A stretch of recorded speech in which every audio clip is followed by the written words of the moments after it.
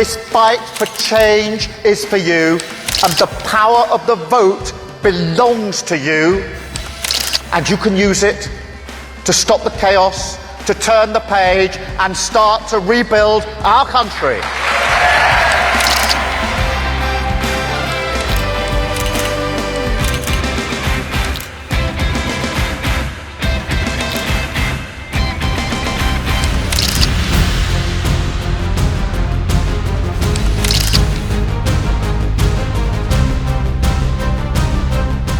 In Britain, all eyes are set on the upcoming general elections. After 14 years of Conservative rule, the tides seem to be changing and a new wave is poised to sweep through Westminster. Will this be the moment that shifts the balance of power?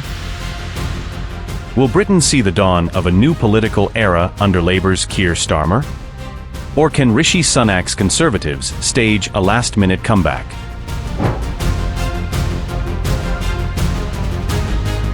The general elections in the United Kingdom are just around the corner, and the stakes couldn't be higher. Prime Minister Rishi Sunak and his Conservative Party are fighting tooth and nail to retain their grip on power, a grip that has been steadfast for over a decade.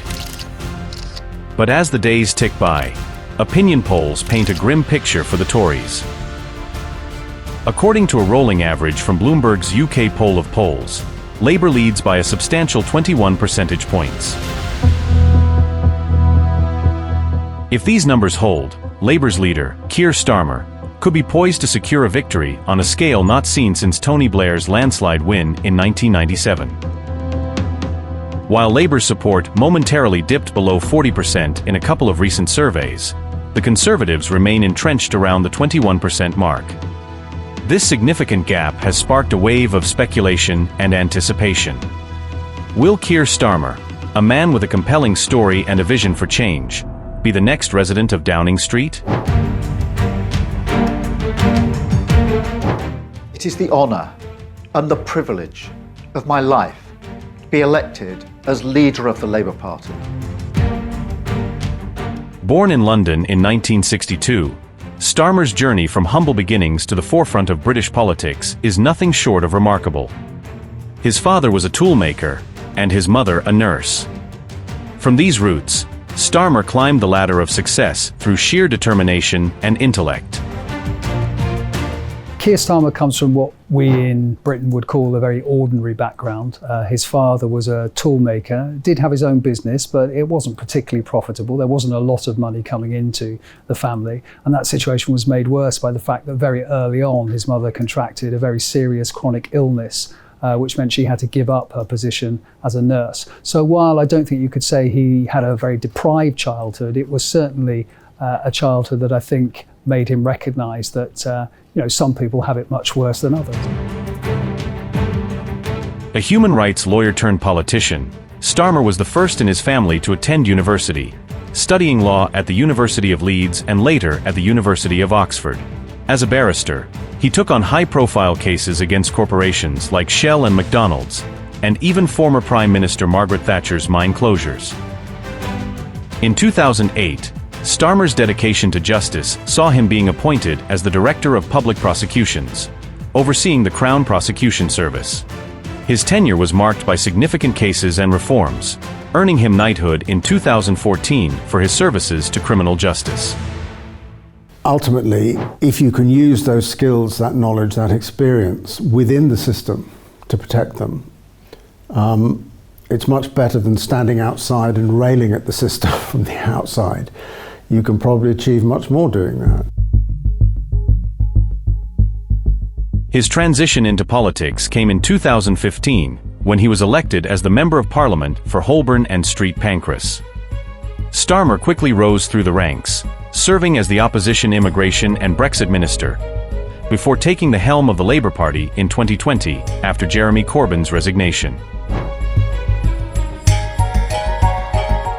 Under Starmer's leadership, the Labour Party has undergone a significant transformation. Keir Starmer always does what it takes to win. He takes a very staged approach, if you like, to politics. It was very clear when he stood in the leadership contest that he was going to have to make some promises to a quite left-wing Labour membership. He chose to do that, probably knowing that in the end he would have to renege on some of those commitments, but it got him where he needed to go, i.e. to become leader of the Labour Party. Starmer's 2024 election campaign promises a decade of national renewal, targeting what Labour describes as the years of decline under Conservative rule. The Labour manifesto is ambitious. It includes plans to create a new publicly owned energy company, reduce NHS waiting times, build new homes, and renationalize rail services. But Starmer is also keen to appeal to traditionally right-leaning voters. He has emphasized wealth creation and proposed a national wealth fund, arguing that economic growth and social justice must go hand in hand. What this manifesto represents is a credible long-term plan, a plan built on stable foundations with clear first steps. Tough spending rules that will keep taxes and inflation low. NHS waiting times cut with 40,000 extra appointments every week. A border security command to smash the criminal smuggling gangs. Great British Energy to cut bills in your home for good. More police in your town, cracking down on antisocial behaviour. And 6,500 new teachers in your school, giving your children the start in life that they deserve. Brexit remains a contentious issue in British politics, and Starmer's stance is carefully calibrated. Having voted to remain in the EU in 2016, he acknowledges the need to improve the current UK-EU trade deal.